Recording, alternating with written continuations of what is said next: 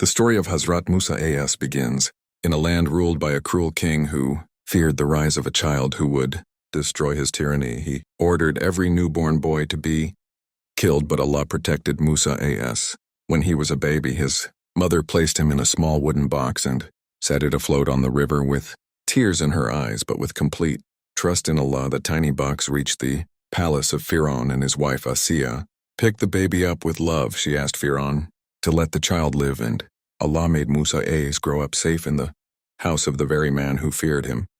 Years passed, and Musa as grew into a strong, wise, and kind man.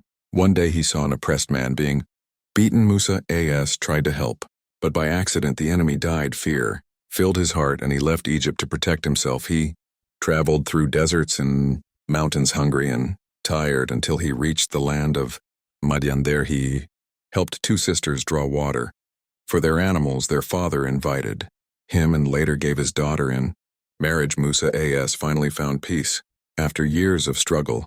One night while traveling, he saw a glowing light and went towards it. There Allah spoke to him on Mount Tur, "Call your people to the truth and stand against Firon." Musa as returned to Egypt not as a scared man, but as a messenger of Allah. He stood in the palace where he once lived and said, "Fear Allah, free the people." Firon mocked, threatened, and rejected the truth, but Musa as kept his faith strong.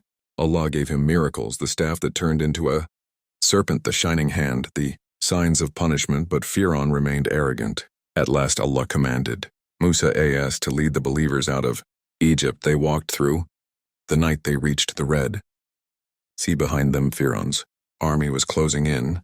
The people feared, but Musa as raised his staff with complete trust in Allah, and the sea split into two giant walls, making a dry path for the believers. They crossed safely, and when Firon entered the path, the waters crashed back, drowning his arrogance forever.